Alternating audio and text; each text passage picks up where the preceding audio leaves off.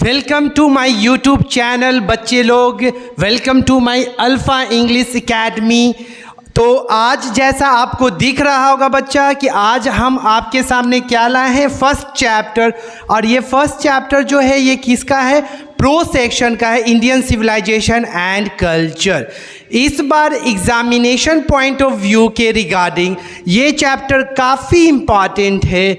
अगर इस चैप्टर से आपको समरी आएगा उसका टेंशन ख़त्म करने जा रहा हूँ। अगर लाइन एक्सप्लेनेशन आएगा, लाइन एक्सप्लेनेशन भी आप आसानी से बना दोगे। अगर सरकार इससे क्वेश्चन पूछता है आपको ऑब्जेक्टिव, तो ऑब्जेक्टिव का भी मसला ख़त्म होगा। उसके बाद आप इसमें हर चीज़ के बारे में सीखोगे जो इस बार एग्ज़ाम में आपको बिहार बोर्ड पूछने वाला। सबसे पहले इंडियन सिविलाइजेशन एंड कल्चर के बारे में हम बात करते हैं। इंडियन सिविलाइजेशन एंड कल्चर में हमारे जो देश के बापूजी हैं वो क्या कहना चाहते हैं, वो क्या बता रहे हैं इंडियन सिविलाइजेशन एंड कल्चर में। तो यहाँ पे एक बच्चे लोग एक चीज़ और लिखा हुआ है यहाँ पे, ये भी ध्यान दीजिएगा, सब्सक्राइब, लाइक, शेयर। और ये शेयर नहीं है बच्चा, कमेंट है। आप हर बच्चे तक इस वीडियो को शेयर कीजिए जो इस बार बिहार बोर्ड का एग्ज़ाम देने जा रहे हैं। मेरा यही कॉपरेशन है कि हर बच्चे तक ये वीडियो जाना चाहिए और हर बच्चे को अंग्रेजी में अच्छा नंबर आना चाहिए। तो आप वीडियो को लाइक, शेयर, सब्सक्राइब कर दो और हर बच्चे तक इस वीडियो को पहुंचाओ। तो बिना टाइम वेस्ट किए हुए टॉपिक पे आते हैं बाबू। क्या है, सबसे पहले जिस बच्चे को अभी तक पता नहीं है कि ये आपका बिहार बोर्ड का पहला चैप्टर का नाम है, तो ये याद करो कि ये चैप्टर 1 है और ये किसका है, प्रो सेक्शन का चैप्टर 1। और चैप्टर का नाम तो आपको दिख रहा है, इंडियन सिविलाइजेशन एंड कल्चर। ये जितना भी यहाँ पे पॉइंट देख रहे हो, राइट, जो भी यहाँ पे पॉइंट देख रहे हो ना, ये पॉइंट आपको समरी में लिखने में भी हेल्प करेगा। ऑब्जेक्टिव क्वेश्चन जो आएगा ना, इसके बाहर नहीं आएगा बच्चा, सब ये माइंड में रखोगे। ऑब्जेक्टिव क्वेश्चन जहाँ भी कुछ भी पूछेगा, पिछले 10 साल 15 साल का जो भी क्वेश्चन आया हुआ है ना ऑब्जेक्टिव, तो इसी में से, इसी लाइन से पूछा गया। हर लाइन को हम 1 बाय 1 अच्छे से समझाने जा रहे हैं, तो सभी को अच्छे से समझने की कोशिश कीजिएगा। तो पहला जो लाइन है वो क्या बोल रहा है, देखोगे, स्पिरिचुअलिज्म। स्पिरिचुअलिज्म का मतलब क्या होता है बाबू, देखो यहाँ पे साफ साफ लिखा हुआ है, बिलीव इन सिंप्लिसिटी और रिलीजन। वैसे लोग जो साधारण लाइफ जीते और जो धार्मिक होते हैं उन्हीं को हम क्या बोलते हैं, स्पिरिचुअलिज्म बोलते हैं। और हम लोग क्या हैं, इंडियन लोग क्या होते हैं बाबू, काफ़ी धार्मिक होते हैं। और उसके बाद यहाँ पे देखिएगा मेटेरियलिज्म, बिलीव इन साइंस और टेक्नोलॉजी। दो तरह के लोग हैं इस धरती पे, एक बिलीव करते हैं गॉड का कॉन्सेप्ट होता है और एक बिलीव करते हैं कि उनका जो साइंस और टेक्नोलॉजी है वही उनका भगवान है। सबका अपना अपना क्या होता है बाबू, आस्था होता है। लेकिन हमारे कल्चर में सबका अपना अपना बिलीव है, अपने अपने रिलीजन को मानते हैं लोग। तो स्पिरिचुअलिज्म का अगर मतलब आएगा क्या होता है, अ person who believe in simplicity और रिलीजन। मेटेरियलिज्म का मतलब जो साइंस और टेक्नोलॉजी पे यकीन करते हैं। अब आगे बढ़ते हैं, क्या है अब यहाँ पे देखो, जैसा कि चैप्टर का नाम है Indian civilisation and culture. Civilization का मतलब होता है सभ्यता और कल्चर का मतलब होता है रीति रिवाज। हर देश का अपना क्या होता है, कल्चर होता है। कल्चर का मतलब ये भी बोल सकते हो, it's a way of life, it's a way of life. सब देश का अपना अपना क्या होता है, वे ऑफ लाइफ होता है, जीने का तरीका होता है। तो महात्मा गांधी किसके बारे में बात कर रहे हैं बाबू, हमारे देश के सभ्यता के बारे में और कल्चर के बारे में बात कर रहे। तो थोड़ा बहुत हम महात्मा गांधी के बारे में जान रहे थे। ये जितना भी पॉइंट देख रहे हो इससे ऑब्जेक्टिव क्वेश्चन बनता है बाबू। अभी तो हम ये जो इम्पॉर्टेंट पॉइंट से उसको डिस्क्राइब कर रहे, उसको एक्सप्लेन कर रहे, उसके बाद हम समरी पे आएंगे, उसके बाद उसका ऑब्जेक्टिव बताएंगे, उसके बाद लाइन एक्सप्लेनेशन। तो सारा चीज़ चैप्टर 1 का आपका जो दुख दर्द है वो ख़त्म होने वाला। जो बच्चे ये मेरा फर्स्ट वीडियो देख रहे हो बाबू, अगर बिहार बोर्ड में अच्छा नंबर लाना चाहते हो तो सारा वीडियो मेरे चैनल पर ऑलरेडी है, ग्रामर पोर्शन का और ये लिटरेचर पोर्शन का मैं अब वीडियो अपलोड करना स्टार्ट कर रहा हूँ। तो सारा चीज़ आपको मिलेगा। तो सारे वीडियो को अच्छे से टाइम निकालो और पढ़ाई करना स्टार्ट कीजिए। तो यहाँ पे देखिए क्या लिखा हुआ, Mahatma Gandhi was born in 1869। अगर क्वेश्चन आएगा महात्मा गांधी कब पैदा हुए तो आप क्या बोलिएगा 1869। और इनका देहांत कब हुआ था बाबू, 30 जनवरी 1948। इसको आप याद कर लीजिएगा, ये हमेशा बार बार क्वेश्चन रिपीट करता है। और हर चैप्टर का राइटर का ऑथर का जो नाम है, डेट ऑफ बर्थ और डेट ऑफ एक्सपायरी, ये आप याद कर लो। 100 नंबर का जो क्वेश्चन आता है उसमें भी ऑब्जेक्टिव क्वेश्चन में पूछ सकता है, हमेशा पूछता है। तो ये याद करने में तो ज़्यादा टाइम नहीं लगेगा, अभी याद कर लो बाबू। बॉर्न इन 1869 और इनका देहांत कब हुआ था। साल अगर पूछेगा तो 1948, महीना पूछेगा तो 30 जनवरी। उसके बाद यहाँ पे देखिए अगला पॉइंट क्या है, Mahatma Gandhi prefer spiritualism to materialism. अभी तो स्पिरिचुअलिज्म और मटेरियलिज्म के बारे में बता दिए। तो महात्मा गांधी कैसे व्यक्ति थे, धार्मिक थे और सादा जिंदगी जीते थे बाबू। तो यहाँ पे महात्मा गांधी प्रीफर, जैसे मानो कि तो किसी को बोले तुम चाय लेना पसंद करेगा या कॉफ़ी, तो बोलता है ना आई प्रीफर टी, राइट। तो मैं चाय पसंद करता हूँ। तो उसी तरह यहाँ पर महात्मा गांधी प्रीफर किसको करते हैं, स्पिरिचुअलिज्म को। किसके कंपेयर में, मटेरियलिज्म को। बोलते हैं कि जो धार्मिक लोग होते हैं ना वो काफ़ी अच्छे होते हैं in compare to a person who believe in materialism. वो अभी जब चैप्टर स्टार्ट करेंगे ना तो सारा कॉन्सेप्ट तुम्हारा क्लियर हो जाएगा। ये लाइन को अभी ध्यान दीजिएगा, सब लाइन को। अगर क्वेश्चन आएगा महात्मा गांधी प्रीफर किसको करते हैं, स्पिरिचुअलिज्म को या मटेरियलिज्म को, तो आप क्या बोलिएगा, स्पिरिचुअलिज्म को। उसके बाद अगला जो लाइन है, महात्मा गांधी यूज्ड मतलब क्या इस्तेमाल किए थे। सबसे पहले ये हमेशा सच बोलते थे। नॉन वायलेंस मतलब अहिंसा पे, as the chief weapon against the British. आपको सभी को पता है जब देश गुलाम था तो किसका गुलाम था बाबू, अंग्रेज लोग का।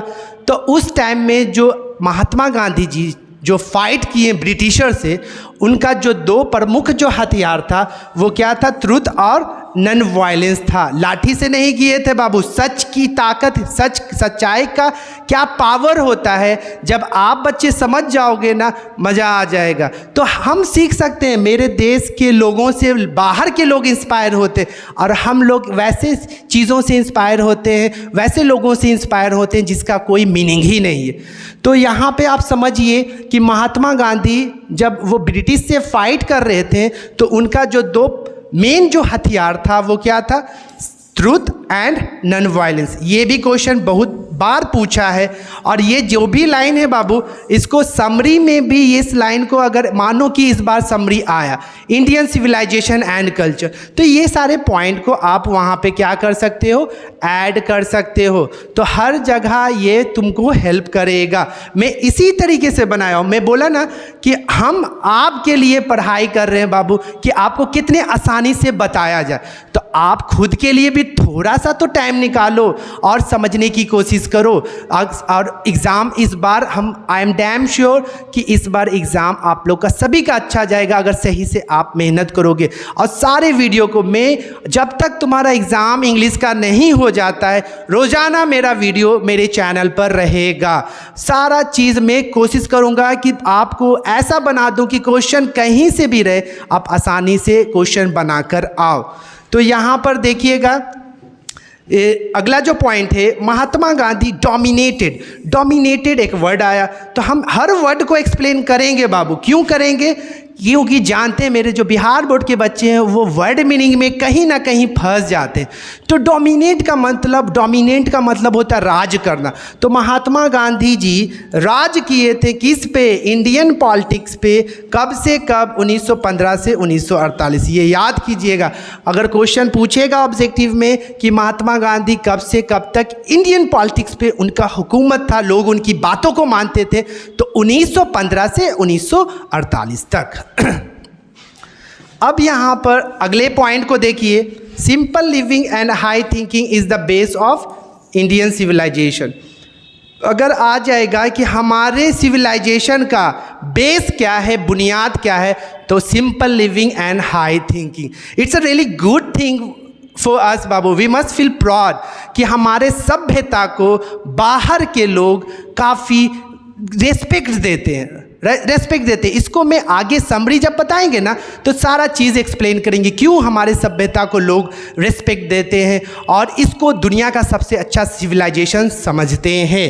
अभी बस इतना समझिए कि simple living and high thinking is the base of Indian civilization. आगे देखो नेक्स्ट पॉइंट क्या है, उसी तरह plain living and high thinking is the base of western civilization. Western civilization का क्या बेस था, बुनियाद था? Plain living and high thinking. और हमारा इंडियन सिविलाइजेशन का बेस क्या था? Simple living and high thinking. ये क्वेश्चन हमेशा आता है बाबू। दुनिया का सब एटिक का मतलब क्या होता है? ओल्ड। सबसे दुनिया का पुराना जो सभ्यता है वो किस देश का है? तो आप क्या बताओगे? ग्रीस का है। Gandhi ji went to Champaran. गांधी जी, महात्मा गांधी जी चंपारण कब गए थे? ये भी क्वेश्चन ऑब्जेक्टिव में उठाता है। कब गए थे? तो आप क्या लिखोगे? 1917।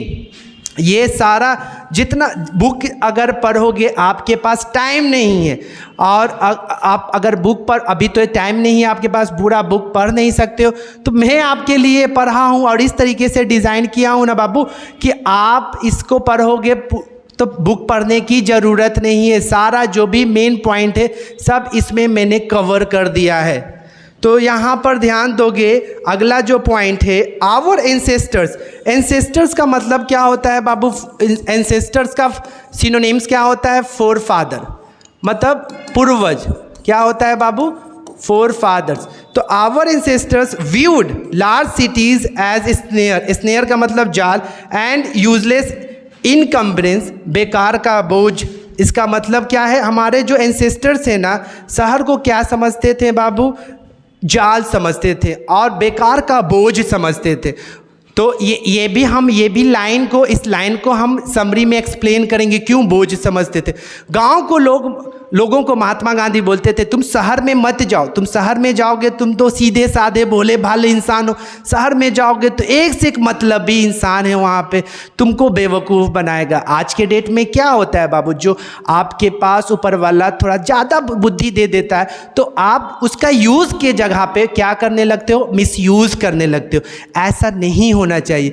हकीकत में सक्सेसफुल इंसान को देखोगे, जो सही मायने में सक्सेस है, तो उसको आप देखोगे ना, वो बाय नेचर काफ़ी हम्बल होता है। वो अगर किसी से बात करेगा ना बाबू, तो बात करने के पैटर्न से समझ में आ जाएगा कि वो कैसे सक्सेस हुआ है। तो आप इंसान को अभी थोड़ा सा कामयाबी मिलता है तो they start showing ego, attitude and all. नहीं, ऐसा कभी नहीं करना है। आप हमेशा कहीं भी लाइफ में चले जाओ ना, तो अपने अगल बगल के लोगों को हमेशा रिस्पेक्ट दो, और रिस्पेक्ट दोगे ना तो उससे अगला आपसे इंस्पायर होगा और ऊपर वाले को अच्छा लगेगा और आप अपने लाइफ में और अच्छा करोगे। तो this should be your mentality, this should be your mindset. तो यहाँ पर इसीलिए गांव के लोगों को महात्मा गांधी बताए हैं चैप्टर में कि आप शहर में मत जाइएगा, नहीं तो आपके साथ धोखा हो जाएगा। इसीलिए महात्मा गांधी बोल रहे हैं कि वहाँ पे जाओगे वो एक तरह का शहर क्या है? जाल है, बेकार का बोझ है। Our ancestors were satisfied with small villages. हमारे जो पूर्वज जो हैं वो क्या है, छोटे से गांव में सेटिस्फाइड रहते हैं, खुश रहते हैं। आज के डेट में इंसान के पास इतना लालच भरा हुआ होता है, आज उसके पास थोड़ा सा कुछ रहता है, भगवान जी देते हैं तो उनको एकदम थोड़ा लगता है, उसको लगता है कि और मेरे पास होना चाहिए, और करते करते शमशान घाट चल जाते हैं बाबू, कब्रिस्तान चल जाते हैं। तो आप ज़्यादा सोचिए, लेकिन ज़्यादा सोचने के कारण परेशान मत होइए। जितना आपके पास मिला है उससे आप खुश रहिए। अगर ये चीज़ क्वालिटी आ गया तो आप हमेशा हर सिचुएशन में आपका लाइफ काफ़ी हैप्पीफुल रहेगा, आप काफ़ी खुश रहोगे। तो हमारे जो पूर्वज थे वो छोटे से गांव में खुश रहते थे। द पीपल ऑफ यूरोप, अगर क्वेश्चन आएगा कि यूरोप के जो लोग हैं वो इंस्पायर्ड किससे होते थे, ग्रीक और रोमन राइटर्स। ये क्वेश्चन पूछता है कि यूरोप के लोग इंस्पायर्ड किससे होते थे, ग्रीक और रोमन राइटर्स। तो ये कुछ पॉइंट है, इसको अच्छे से याद कर लोगे बाबू, इसी से ऑब्जेक्टिव क्वेश्चन आएगा। और ऑब्जेक्टिव क्वेश्चन हम प्रैक्टिस करवाएंगे ना, तो ये चैप्टर को अच्छे से समझना है। प्रैक्टिस हम लोग साथ में करेंगे, MCQ क्वेश्चन बनाएंगे। अब देखिए अगला point, Feroz were rulers of ancient Egypt. अगर क्वेश्चन आ जाएगा, पहले देश, अब ना देश वगैरह बना बाबू, पहले क्या था, राजा महाराजा लोग रहते थे। उससे पहले क्या होता, कबीला हुआ करता था, गुटबाजी में लोग 10-50 लोग, 100 लोग, 200 लोग, 500 लोग इधर उधर रहते थे अपने अपने नस्ल के अकॉर्डिंग। तो धीरे धीरे जैसे जैसे इंसान का माइंड डेवलप करते रहा, वैसे हम लोग क्या होते रहे, अपडेट होते रहे। तो अगर क्वेश्चन आएगा कि इजिप्ट के पुराने कबीला का नाम क्या है, तो Firoz. The invention of fire is the turning point in our development. Mahatma Gandhi बोलते हैं कि जो फायर का जो इन्वेंशन हुआ ना, ये डेवलपमेंट का सबसे बड़ा रोल यूज़ किया, मतलब जो अपडेट हुआ है, लाइफ काफ़ी तेज़ी से आगे बढ़ा है, तो उसमें फायर का बहुत बड़ा योगदान रहा है। उसके बाद Mahatma Gandhi is known as the father of the nation. हमारे देश के बापूजी कौन कहलाते हैं बाबू, फादर ऑफ द नेशन कौन है, महात्मा गांधी। ये भी ऑब्जेक्टिव में क्वेश्चन बहुत बार बिहार बोर्ड में पूछा है। तो मैं बार बार रिपीट कर रहा हूँ कि ये जितना भी पॉइंट देख रहे हो ना, जितना भी पॉइंट है, ये सब ऑब्जेक्टिव क्वेश्चन में आपको हेल्प करेगा। इसके अलावा आपको इधर उधर ताकने झांकने की ज़रूरत नहीं है, बस इतना समझ लीजिए, एग्ज़ाम दीजिए और मस्ती कीजिए। अब यहाँ पर देखो, एक बुक था माई एक्सपेरिमेंट विथ ट्रूथ। अगर बोला जाएगा ये लिखे कौन थे, तो महात्मा गांधी। अगर क्वेश्चन आता है आपके एग्ज़ाम में, अगर आ गया लिखा हुआ है किसी क्वेश्चन में my experiment with truth is written by Mahatma Gandhi, Sameer sir, APJ Abdul Kalam, तो आप क्या बोलिएगा, महात्मा गांधी। मेरा नाम मत लिख दोगे। The people of Europe are inspired by Greek and Roman writers. अभी फिर से बताएं, फिर ये लाइन आ गया बाबू कि रोमन राइटर्स कहाँ किस किस लोग से इंस्पायर्ड होते थे, तो यूरोप के लोग ग्रीक और रोमन राइटर से इंस्पायर्ड थे। यहाँ पे दो वर्ड आया बाबू, एक ऑटोबायोग्राफी, एक बायोग्राफी। ऑटोबायोग्राफी क्या होता है, बहुत सारे बच्चे कंफ्यूज हो जाते हैं। ऑटोबायोग्राफी यहाँ पे लिखा हुआ the story of person life written by himself. मतलब अगर कोई, मानो कि हम स्टोरी अपने लाइफ के बारे में लिखना चाहेंगे और खुद से लिखेंगे, मेरे बारे में कोई दूसरा नहीं लिख रहा है, तो वो मेरा क्या हो जाएगा, वो अगर बुक लिखेंगे तो वो मेरा क्या हो जाएगा, ऑटोबायोग्राफी। अगर मानो कि आप महान व्यक्ति बन जाते हो, हर कामयाबी आपको मिलता है, एज अ टीचर हम चाहते भी हैं कि हर जितने भी बच्चे हैं वो अपने लाइफ में जो सोच रहे, जो करना चाहते हैं, उनको मिले। और वो कैसे होगा बाबू, तुम्हें भी पता है वो कैसे होगा। आप हार्ड वर्क और dedication, this is only the tools जो आपको वहाँ तक ले जाएगा जहाँ तक आप जाना चाहते हो। और उस कंडीशन में कोई भी तुम्हारा पाँव खींचेगा ना, if anybody they start pulling your legs ना, कोई असर नहीं होगा। बस हार्ड वर्क डेडिकेशन के साथ आप लगे रहो। तो आप अगर फ्यूचर में महान व्यक्ति बन जाते हो और हम तुम्हारे बारे में, बच्चे के बारे में लिखेंगे कोई किताब, तो वो क्या हो जाएगा, तुम्हारा बायोग्राफी हो जाएगा। अगर कोई दूसरा लिखेगा तो वो बायोग्राफी, ऑटो मीन्स सेल्फ। अगर हम खुद अपना बुक अपने लाइफ की जर्नी के बारे में खुद से लिखेंगे तो वो मेरा क्या हो जाएगा, ऑटोबायोग्राफी।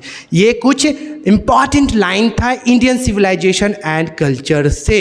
अब आते हैं, देखते हैं क्या है मेरा, क्या मैं आपके लिए बनाया हूँ। अच्छा, अब देखिए सर जी, समरी यहाँ पर आ गया।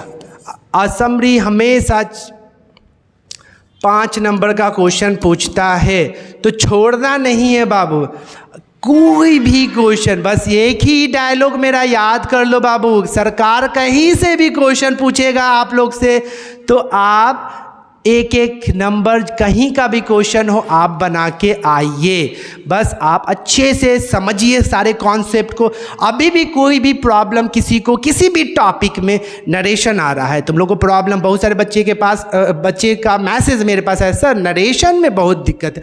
तो नरेशन का भी ऑपरेशन पोस्टमार्टम करने जा रहे हैं, टेंशन मत लीजिए। अभी आपके सामने समरी है। और मुझे क्या लगता है बाबू, खुफिया विभाग से पता चला मुझे कि ये आ जाएगा एग्ज़ाम में। मुझे, मेरा सेल्फ एवल्यूएशन है, सेल्फ ऑब्जर्व किए हैं इसको कि ये हो सकता है कि ये क्वेश्चन आपके एग्ज़ाम में आ जाए। तो इसको ध्यान दीजिएगा, ध्यान से सारे चीज़ों को समझने की कोशिश कीजिए। तो यहाँ पर जो हम समरी लिखे हैं ना, समरी में सारा चीज़, जितना भी चैप्टर में महात्मा गांधी बताना चाह रहे हैं, सारा चीज़ ये समरी में आपको मिलेगा। तो आप लोग, बच्चे लोग, हम बोल दिए हैं हर बच्चे तक इस वीडियो को पहुंचाइए और बोल दीजिए सबको, कुर्सी की पेटी बांध के रहने के लिए समीर सर आ गए हैं बाबू यूट्यूब पर। और हर प्रयास करेंगे बाबू आपके लिए, आप एग्ज़ाम में सफल हो जाओ। तो you must do one cooperation कि जहाँ पे आपको कहीं प्रॉब्लम होगा वहाँ पे आप कमेंट सेक्शन में कमेंट करके मुझे बताओ। और हर बच्चे को इस वीडियो को पहुँचाओ बाबू। मैं चाहता हूँ कि हर बच्चे तक ये वीडियो पहुँचे और हर बच्चे इस बार अंग्रेजी, इंग्लिश के फील्ड में अच्छा नंबर लाए। तो यहाँ पर समरी आते हैं बाबू, देखिए कैसे याद कीजिएगा। यहाँ पर आया ऐसे, अगर क्वेश्चन आता है कि इंडियन सिविलाइजेशन एंड कल्चर ऐसे है, स्पीच है, नॉवल है, ड्रामा है, तो क्या बोलिएगा, ऐसे है। तो यहाँ पर क्या लिखा हुआ, this essay Indian civilisation and culture is written by Mahatma Gandhi. किसी को समझने में प्रॉब्लम हुआ लाइन? नहीं। Who is known as the father of the nation, जो हमारे देश के क्या कहलाते हैं बाबू, बापूजी कहलाते हैं। तो यहाँ पर जो लाइन का जो वर्डिंग हम चूज़ किए हैं बाबू, वो काफ़ी सिंपल लैंग्वेज में, बहुत सारे बच्चों को हम देखें कि याद नहीं होता है। याद कब होगा, जब चीज़ों को आप समझोगे। जिस चीज़ को आप अच्छे से समझ जाते हो ना, तो वो चीज़ आसानी से याद हो जाता है। अब बच्चा लोग 2-2 घंटा, 3-3 घंटा, 4-4 घंटा इसको याद करने में एक समरी लगाएगा नहीं। बस आप समझिए, अभी याद कीजिए, क्लास हम ले रहे हैं, अभी याद कीजिए और एग्ज़ाम में लिख के आइए। तो Indian civilization, this essay Indian civilisation and culture is written by Mahatma Gandhi who is known as father of the nation. यहाँ तक हम लोग क्लियर हो गया, यहाँ तक किसी को प्रॉब्लम नहीं। उसके बाद ही वॉज बॉर्न ऑन 2 अक्टूबर 1869। वो कब पैदा हुए थे? 2 अक्टूबर 1869 को। कहाँ बाबू? पोरबंदर में। और गुजरात एक जगह स्टेट है बाबू, और गुजरात में एक जगह है पोरबंदर। जैसे हम पटना में रहते हैं, अब पटना में कहाँ रहते हैं ये नहीं बताएंगे बाबू। तो जहाँ देखो पटना, जैसे यहाँ पे गुजरात और पोरबंदर 2 जगह है ना, तो प्रीपोजिशन जब बताएंगे आपको समझ में आएगा। बड़े जगहों के साथ हम इन लगाते हैं और छोटे छोटे जगहों के साथ हम क्या लगाते हैं? एट लगाते हैं। तो यहाँ पर इन पोरबंदर कभी नहीं करना। अभी यहाँ पे बस इतना समझिए कि अगर प्रीपोजिशन एट इन आया तो यहाँ पे हम आपको बता रहे हैं कि अगर बड़ा जगह होगा तो वहाँ पे इन, आई लिव एट इंडिया नहीं बोलना, आई लिव इन इंडिया। और जो छोटा जगह होता है वहाँ पे हम एट यूज़ करते हैं। तो महात्मा गांधी गुजरात में पैदा हुए, बड़ा स्टेट है तो इन, और गुजरात में कहाँ पे बाबू? पोरबंदर में।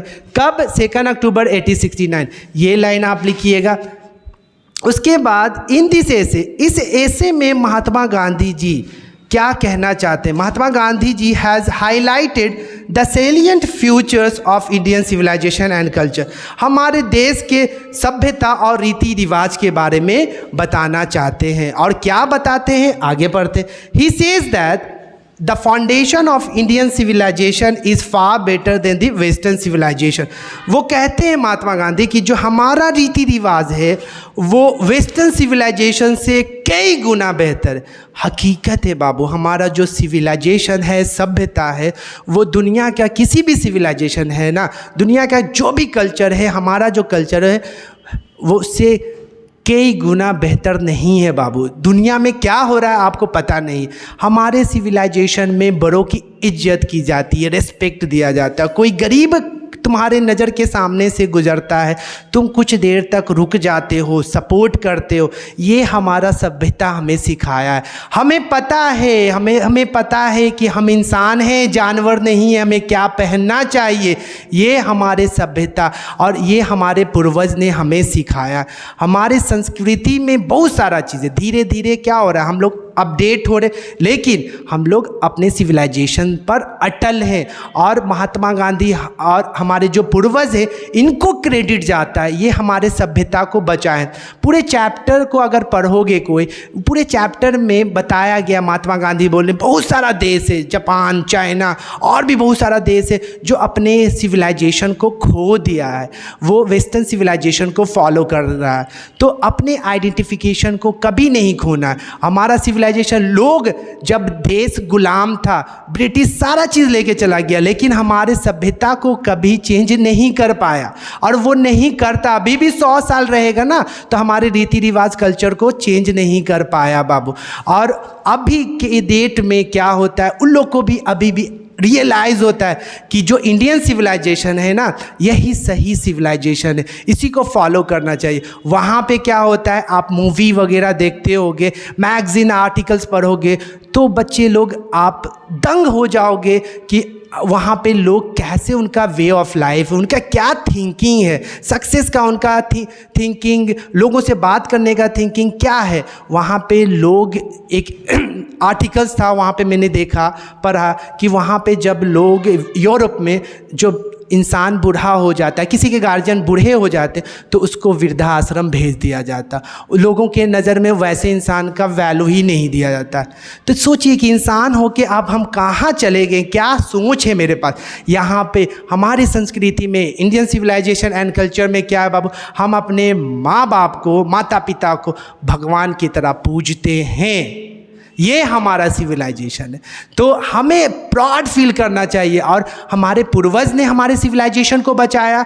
अब ये जो रिस्पॉन्सिबिलिटी है अब आपके हाथ में है, मेरे हाथ में है। हम लोगों को भी अपने सिविलाइजेशन को बचाना चाहिए। और अब अभी तक हमारा सिविलाइजेशन जैसे है वैसे है। तो गांधी जी बोलते हैं हमारा सिविलाइजेशन क्या है, इमूवेबल, इसको कोई भी चेंज नहीं करता। अच्छे आए, चेंज करने के लिए सोचें, चले गए, तो कोई इसे चेंज नहीं कर सकता है हमारे सिविलाइजेशन को। और दुनिया का कोई भी सिविलाइजेशन हमारे सिविलाइजेशन को हरा नहीं सकता, एंड दिस इज़ फैक्ट। अब आगे बढ़ते हैं, महात्मा गांधी क्या करते हैं, कहते हैं कि far better than the western civilization and our civilization can not be beaten in the world. हमारे सभ्यता को कोई भी हरा नहीं सकता। बीटेन का मतलब हराना। Because we are following the path that our ancestors made for us. जो हम वैसे रास्तों को फॉलो करते हैं, उस रास्ते पे चलते हैं जो हमारे पूर्वज कहते हैं। जाहिर सा बात है, हमारे जो सीनियर जो कहते हैं उन बातों को हम क्या करते हैं, फॉलो करते हैं। तो ऐसा करना भी चाहिए। हम लोग अपने सीनियर को कुछ भी अगर सीनियर अगर आपके सामने आ जाता है और कुछ एक्टिविटीज़ आप करते हो तो आप तुरंत में रुक जाते हो। एक डिसिप्लिन है, एक मैनर है आपके पास कि हाँ किसके पास किस तरीके से बिहेव करना चाहिए। वेस्टर्न कल्चर तो बोलना ही नहीं है बाबू, आप लोग खुद समझदार हो। मम्मी पापा बाल बच्चे एक साथ बैठ के मस्ती करते हैं, जो नहीं करना चाहिए। उनका वो सिविलाइजेशन है और हम लोग का सिविलाइजेशन तो बोलना ही नहीं है बाबू। तो ये यहाँ तक तो बच्चे लोग सभी का क्लियर होगा। अब आगे देखिए, there is a charge against अस।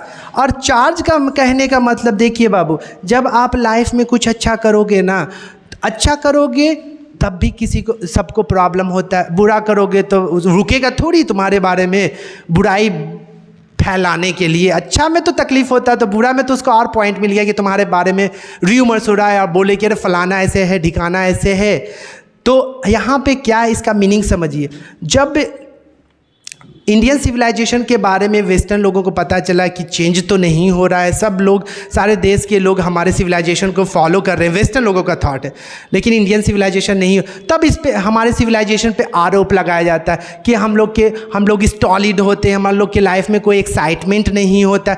नहीं, जब आप अच्छा काम करते हो ना बाबू, तो लोग आपको पॉइंट आउट करेंगे, तो वहाँ पर आपको डिमोटिवेट नहीं होना। 4 लोग बुरा काम कर रहे, एक अच्छा काम कर रहा है, तो इसका मतलब थोड़ी है कि हम भी बुरा काम करेंगे। आप देखो कि हमें क्या करना चाहिए। हम बार बार बोलते don't be a part of crowd, be a part of yourself. और अपना हिस्सा बनने से पहले आप सोचिए कि आपके लिए सही गलत क्या है। विवेक जो भगवान जी दिए हैं ना, उसका यूटिलाइज कीजिए। और जिस दिन आप इस सॉफ्टवेयर का यूटिलाइज करना स्टार्ट करोगे, from that day only you feel drastic changes in you. तो यहाँ पर हम आते हैं, आरोप कौन लगा रहा है बाबू? वेस्टर्न लोग। किस पे? वेस्टर्न लोग हमारे सिविलाइजेशन पे, और बोल रहे that we are ignorant. Ignorant का मतलब we don't know anything according to western people, but we know more than them. हम लोग उनसे ज़्यादा चीज़ जानते हैं। उनके कंपनी में, उनके रिसर्च सेंटर में बाबू कहाँ के लोग हैं? इंडियन लोग हैं। हमारे लोग वहाँ पे काम कर रहे हैं। हमारे बिना दुनिया अधूरा है। हमारे देश में इतना टैलेंट है और वो टैलेंट हर जगह फैला हुआ है। तो हमारे लोगों को उस टाइम में, महात्मा गांधी के टाइम में बोला जाता था कि हम लोग इग्नोरेंट है, लेकिन आज के डेट में नासा में, गूगल में, हर जगह इंडियन है बाबू। तो हम लोग को इग्नोरेंट कहा जाता था कि हम लोग इग्नोरेंट हैं, हम लोग को किसी चीज़ का नॉलेज नहीं होता। And stolid, we don't have excitement in our life. Excitement का मतलब क्या है? गार्जियन के सामने डांस करें, ये उनका थॉट था। तो ये अगर वो गलत करें और वो गलत चीज़ को हम भी करें तो हम लोग काफ़ी एडवांस हो गए। ये क्या थिंकिंग है बाबू?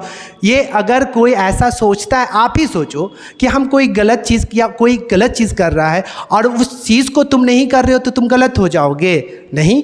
तो आप लाइफ देखिए, लाइफ में बहुत सारा चीज़, आप लोग अभी बच्चे हो, बहुत सारा चीज़ आने वाला, बहुत सारा चीज़ आएगा, तो उसको फेस कीजिए, उसको समझिए, खुद से क्वेश्चन कीजिए, सारा आंसर आपको मिलेगा। तो वो इग्नोरेंट और स्टॉलिड कहते थे, but Gandhi ji says this charge is against our merit.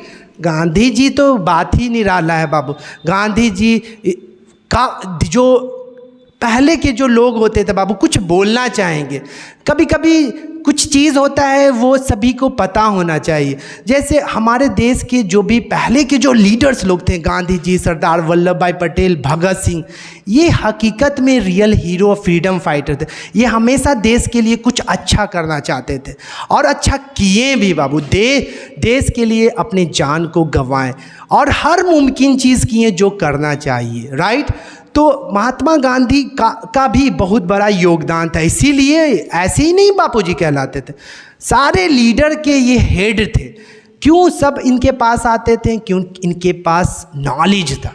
आप वैसे व्यक्ति के पास जाते हो जहाँ पे आपको लगता है वो व्यक्ति आपके प्रॉब्लम को सॉल्व कर सकता है। लेकिन अभी क्या होता है, आप वहाँ चले जाते हो जिसके पास नॉलेज नहीं रहता है और उससे आप पूछते हो कि हमको क्या करना चाहिए, हमारे ज़िंदगी में बहुत कष्ट है। नहीं, तो आप कभी भी हेल्प लेने जा रहे हो तो वैसे बंदे को चुनो जहाँ पे आपका जहाँ पे आपके प्रॉब्लम का सॉल्यूशन हो। ये नहीं कि आपके प्रॉब्लम का सॉल्यूशन नहीं और भी प्रॉब्लम उसके साथ साथ आ जाए। तो आप ये डिसीज़न लीजिएगा, सोचिएगा जो हम बोल रहे हैं। तो यहाँ पर क्या था, महात्मा गांधी बोल रहे हैं कि हमारे मेरिट के से वो जलते थे, इसीलिए हम पे आरोप लगाते थे। We can also do everything, हम लोग भी बहुत कुछ कर सकते नहीं किए बाबू। हम लोग का भी जो साइंटिस्ट है कहाँ चला गया? चांद पे चला गया ना। हम लोग पीछे थोड़ी हैं, हम लोग भी बहुत कुछ कर सकते हैं। लेकिन ऐसा थोड़ी है बिना कुछ पहने हुए आसमान में जाएं, चांद पे जाएं, सभ्यता को लेके जाएं बाबू। सभ्यता यहाँ पे होना चाहिए। कल्चर, हम इंसान हैं तो हमें क्या पहनना चाहिए, हम इंसान हैं तो हमें कैसे बात करना चाहिए, हम इंसान हैं तो गरीब अमीर की भेदभाव को नहीं, काले गोरों के बीच में डिस्क्रिमिनेशन। अभी एक चैप्टर हम पढ़ाए हैं बाबू, आप लोग को भी पढ़ाएंगे, आई हैव अ ड्रीम, उसमें Martin Luther king racial discrimination के बारे में बताएं। तो हम इंसान हैं और इंसानियत को फॉलो करना चाहिए। ये चीज़ अगर नहीं है तो we are going in a different direction. तो यहाँ पे महात्मा गांधी करते हैं, we can also do everything but our civilization does not give us permission to do so. हम भी बहुत सारा चीज़ कर सकते हैं लेकिन हमारा सिविलाइजेशन अंदर से आत्मा ही नहीं करता है बाबू कि हम कुछ ऐसा करें जो करने लायक हो ना हो, राइट। तो वो महात्मा गांधी बोलते हैं कि हम लोग भी आप जैसे कर रहे हो, वेस्टर्न जैसे रहते हो, पब में जाते हो, मस्ती करते हो, और अपने गार्जियन जब बूढ़े होते हैं तो उसको समझते हो कोई काम का नहीं है, उसको वृद्धाश्रम भेज देते हो। ये चीज़ अच्छा थोड़ी है। हम वो चीज़ करते हैं जो हमको लगता है कि हाँ रियलिटी में वो चीज़ को करना चाहिए। उसके बाद देखिएगा, ये सारा लाइन अगर समरी आएगा बच्चा तो इसको जैसे हम बता रहे हैं ये सारे लाइन को लिखोगे, आपका एक नंबर भी नहीं कटेगा। Gandhi ji says that our ancestors preferred village to city because they knew cities are full of vices, crimes, robbers and thieves, but in villages people live in peace. Gandhi ji says that mind is, हाँ यहाँ पर अभी इससे पहले हम important lines में बताए थे कि महात्मा गांधी गांव के लोगों को कहते थे कि नहीं तुम शहर में मत जाओ, शहर में मत जाओगे तो वहाँ पे तुम बेवकूफ़ बन जाओगे, तुम्हारे साथ कुछ घटना घट जाएगा, तुम अपने आप को वहाँ पे सरवाइव नहीं कर पाओगे। तो इसीलिए महात्मा गांधी उस टाइम अपने लोगों को मना करते थे शहर जाने के लिए। अब सबसे इम्पॉर्टेंट लाइन बाबू, इस चैप्टर का सबसे मेन और इम्पॉर्टेंट लाइन, यहाँ से वहाँ तक, इससे लाइन एक्सप्लेनेशन भी बहुत बार पूछा। Gandhi ji says that mind is a restless bird, the more it gets the more it wants and remain unsatisfied, we should not indulge in our passion। तो यहाँ पे इस लाइन का मतलब क्या बताना चाह रहे हैं गांधी जी कि हमारा मनुष्य का जो माइंड है वो एक तरह का पक्षी की तरह, जैसे पक्षी बर्ड्स एक डाली से दूसरे डाली मूव करता है for shelters, for food and all, उसी तरह इंसान बाबू जितना उसको मिल जाता है सेटिस्फैक्शन नहीं होता। तो हमें अगर खुश रहना है, हैप्पी रहना है, तो गांधी जी मंत्रा दे चुके हैं, लेकिन हम लोग फॉलो कहाँ करते हैं, इसीलिए क्या डिप्रेस, स्ट्रेस, एंजाइटी में रहते हैं। तो अगर हमें लाइफ में खुश होना है तो भगवान जी जो भी दिए हैं उनसे हमको सेटिस्फाइड होना पड़ेगा। हम कोसते हैं कि अरे मेरे साथ प्रॉब्लम क्यों है, मेरा अर्निंग इतना कम क्यों है। नहीं, आप प्रॉब्लम के बारे में सोचिए मत, उसके बारे में काम कीजिए, राइट। और ऐसा थोड़ी है कि अगर हम 50,000 कमा रहे हैं तो हम ये सोच के परेशान हो जाएं कि 1 लाख कब कमाएंगे, 1.5 लाख कब कमाएंगे, ये सोच आना चाहिए। हाँ, उसके लिए हम मेहनत करेंगे, ये सोच के जो भी मेरा अर्निंग है उसको सही तरीके से हम यूटिलाइज नहीं कर पाते। बहुत सारे लोगों को हम देखें बाबू, they earn a lot, right, but they don't have a time to spend with their family. उसके पास टाइम नहीं होता परिवार को देने का। अरे छोड़ो परिवार फैमिली को, अपने को टाइम नहीं दे पाता है। तो हम आखिर कॉमन सेंस यूज़ कीजिए, आप कमाते क्यों हो, पढ़ाई अभी क्यों कर रहे हो, क्यों एक अच्छा जॉब मिल जाएगा, आप अपने लाइफ को सही तरीके से बैलेंस वे में जियो, राइट। तो आप अपने लाइफ को सिर्फ कमाना के चक्कर में आप अपने आप को टाइम नहीं दोगे तो फिर क्या आपका पैसा कहाँ है रखा हुआ रहेगा बाबू, बैंक में। बैंक क्या करेगा, बैंक वाला आप जो मेहनत कर रहे हो वो बैंक आपके पैसे से वो कमा रहा है, किसी को पर्सनल लोन देगा, इंटरेस्ट देगा, राइट। तो आप सोचिए आपको क्या चाहिए, लाइफ का एक सिस्टम बनाइए, लाइफ को अच्छे तरीके से देखिए। जितने भी लोग हैं, महात्मा गांधी और भी बहुत सारे, वो क्या बताना चाहते हैं, वो मैसेज देना चाहते हैं। इससे हम बहुत सारा चीज़ सीख रहे हैं, राइट। तो यहाँ पे बताएं कि इंसान को जितना भी ऊपर वाला देता है उससे वो खुश नहीं होता है। आप जितना मिला है आप उससे खुश हो रहो और आगे बढ़ने के लिए सोचो। अंबानी बन जाओगे, आप लोग भी बनोगे, लेकिन अंबानी बनने के लिए मेहनत कीजिए। अंबानी के चचा बन जाओगे आप लोग, लेकिन मेहनत भी आपको करना पड़ेगा। सोचना नहीं है, सोचना नहीं है। आप सिर्फ सोचते हो, आप एक्शन लेते नहीं हो। तो गांधी जी बोल रहे हैं कि आप आगे बढ़ने के लिए मेहनत कीजिए और जो चीज़ पाना चाहते हो, जैसे आपके पास छोटा मोबाइल है, बड़ा मोबाइल चाहते हो, तो उसके लिए पागल नहीं होना। सोचिए कि वो बड़ा मोबाइल या अच्छा मोबाइल मेरे पास कैसे आएगा, एंड्रॉयड का मोबाइल कैसे आएगा। तो उसके लिए आप मेहनत कीजिए। If you work hard obviously everything is possible. तो यहाँ पे महात्मा गांधी क्या कहें कि जितना आपको मिलता है आप सेटिस्फाइड नहीं होते हो, तो आपको अपने माइंड पे कंट्रोल करना है। जिस दिन आप महात्मा गांधी बोल रहे हैं, तो ये समरी में तो हम हर चीज़ को एक्सप्लेन, हर चीज़ के बारे में तो बता नहीं सकते, लेकिन जितना भी यहाँ पे लिखे हैं बाबू, तुम्हारा 90% जो चैप्टर का जो मैसेज है वो मैंने बता दिया इस समरी के थ्रू, और कुछ ऐड हम कर रहे हैं, उस पॉइंट को भी आप समरी में ऐड कर सकते हो। तो महात्मा गांधी इसमें बहुत अच्छा मैसेज दिए कि अगर आप अपने माइंड को कंट्रोल कर लोगे ना, अभी क्या हो रहा है, your mind is controlling you. अभी यहाँ पे एक चीज़ महात्मा गांधी एक चीज़ और क्या बताए हैं, ध्यान दीजिएगा कि हम लोग क्या है, वो हम लोग क्या होते हैं, साइंस और जो टेक्नोलॉजी है बाबू, साइंस और टेक्नोलॉजी है, इसके हम लोग क्या हो गए हैं, गुलाम हो गए। Don't you think so? अभी का बच्चे से हम पूछते हैं, बच्चा बताओ टाइम क्या है, टाइम, रुकिए सर घड़ी निकालते हैं, डेट क्या है, नहीं पता, कुछ पता है, sense of humour, presence of mind उसके पास नहीं है। क्यों? रीज़न क्या है कि हम छोटा सा भी काम कर रहे हैं तो हम लोग क्या करते हैं बाबू, छोटा सा भी कुछ काम करते हैं ना तो हम साइंस का हेल्प लेते हैं, और मोबाइल ही एक ऐसा यंत्र आपका बन गया है जो आपके माइंड को क्या कर रहा है, डैमेज कर रहा है। तो हमारे पूर्वज साइंस और टेक्नोलॉजी से बचाना इसलिए चाह रहे थे हमको कि उनको पता था कि साइंस और टेक्नोलॉजी आएगा ना तो इंसान को फिजिकली मेंटली क्या कर देगा, कमज़ोर कर देगा। और ये हो रहा है हकीकत में। आज के टाइम में शॉर्ट टर्म मेमोरी लॉस, आप तुरंत भूल जाते, बच्चे को याद नहीं होता।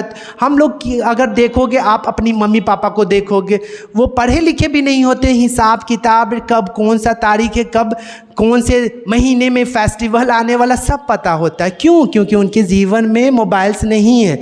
तो हम लोग क्या हो रहे हैं, साइंस के गुलाम हो रहे हैं। अगर साइंस के गुलाम बन जाओगे ना तो हम लोग क्या हो जाएंगे, फिजिकली मेंटली कमज़ोर हो जाएंगे। जो इन्वेंशन, जो फेसबुक बनाया, इंस्टाग्राम बनाया, उसको देखते हो इतना टाइम देते हुए, चिट चैट करते हुए नहीं।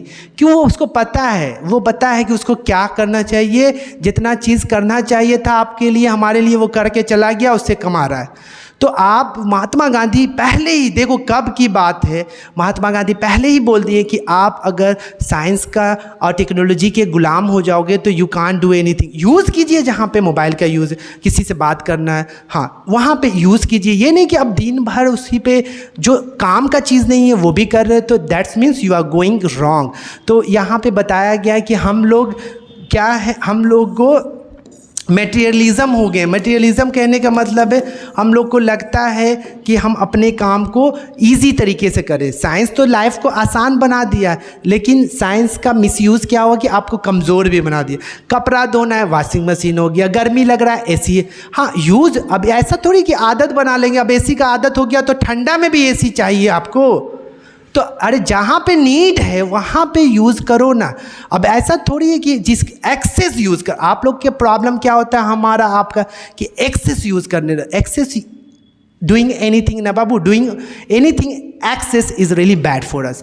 तो यहाँ पर वही बता रहे हैं कि हमारे लोगों को महात्मा गांधी रोके, बोले कि साइंस और टेक्नोलॉजी पे ज़्यादा डिपेंड नहीं होना। अब कोई बोलेगा दीवार तोड़िए सर, तो हम हाथ से तोड़ेंगे, वहाँ पे लगता है कि हाँ जेसीबी को बुलाना पड़ेगा, तो वहाँ पे यूज़ करना है। अब यहाँ से हमको 10 कदम आगे जाना है तो बोलेंगे बाइक निकालिए, तो थोड़ा आप आज के डेट में बच्चा लोग थोड़ा सा चल के आता है, सर थक गए सर। हम बोलते काहे रे बाबू, कैसे थक जाता है? तो आप देखिए कहाँ पे आपका लेवल है और फिजिकली आप कितना कमज़ोर हो गए हो। तो ये सारा चीज़ था बाबू, कोई नहीं, आप लोग को थकना नहीं है बाबू, अब एग्ज़ाम के लिए पढ़ना है। तो जो चीज़ था वो मैं बताया, जो इम्पॉर्टेंट पॉइंट था इस चैप्टर का सारा मैं डिस्कस कर दिया हूँ बाबू। अगर समरी आएगा तो ये समरी लिखिएगा, ऑब्जेक्टिव क्वेश्चन रहेगा तो ऑब्जेक्टिव क्वेश्चन ये जितना भी लाइन है इससे तुम्हारा ऑब्जेक्टिव क्वेश्चन आएगा। अगले क्लास में क्या रहेगा बाबू, ये तो अभी तुम्हारा समरी का दुख दर्द खत्म हुआ ना, अगले क्लास में देख लीजिए आपके सामने क्या आने वाला है। इंडियन सिविलाइजेशन एंड कल्चर का VVIMCQ क्वेश्चन, मतलब क्वेश्चन यहीं से रहेगा अगर इंडियन सिविलाइजेशन एंड कल्चर से पूछेगा। और लाइन एक्सप्लेनेशन अगर 4 नंबर का पूछेगा इंडियन सिविलाइजेशन से, तो जो हम बता रहे हैं, और ये चीज़ भी ध्यान दीजिएगा बच्चा, सब्सक्राइब, लाइक, शेयर, कमेंट, और सब्सक्राइब करो या ना करो, शेयर हर जगह कर दो बाबू। हम यही चाहते हैं कि हर बच्चा वीडियो देखे और उसको हेल्प पहुँचे। तो ये मेरा जो थोड़ा बहुत हम सपोर्ट करना सभी को चाहते हैं, ये मुमकिन कैसे होगा बाबू, जब आप इस वीडियो को हर बच्चे तक पहुँचाइएगा। तो अब देखिए उसके बाद आपके सामने ये ऑब्जेक्टिव क्वेश्चन रहेगा, देख लो बाबू, ट्रेलर देख लो, टीजर देख लो, उसके बाद जब हम पढ़ाएंगे तो समझ में आएगा। ऑब्जेक्टिव क्वेश्चन हम लोग साथ में बनाएंगे। उसके बाद आपके सामने क्या रहेगा बाबू, ये लाइन एक्सप्लेनेशन है, राइट। ये लाइन एक्सप्लेनेशन, जितना भी लाइन एक्सप्लेनेशन आप देख रहे हो सारा ऑब्जेक्टिव, सारा एग्ज़ाम का आया हुआ लाइन, 6 लाइन एक्सप्लेनेशन है इसमें, राइट। इसमें 6 लाइन एक्सप्लेनेशन है, और जितना भी लाइन एक्सप्लेनेशन आप देख रहे हो बच्चा, ये सब आया हुआ क्वेश्चन है। लाइन एक्सप्लेनेशन यहाँ पे वही है जो कई बार बिहार बोर्ड एग्जाम में पूछा।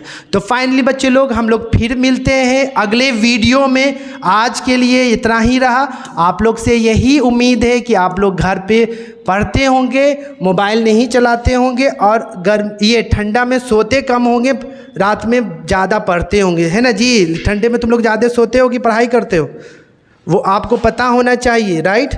तो फिर मिलते हैं बच्चे लोग। Finally bye, take care, have a good day. अगले क्लास में हम फिर मिलते हैं बच्चे लोग। तो आप लोग फिर से एक बार और बोल रहे हैं बाबू, आप लोग एक काम कीजिए, जितना भी हो सके आप इस वीडियो को हर बच्चे तक पहुंचाइए, और लास्ट टाइम है, मन से अच्छे से पढ़ाई कीजिए। Finally bye, take care, have a good day.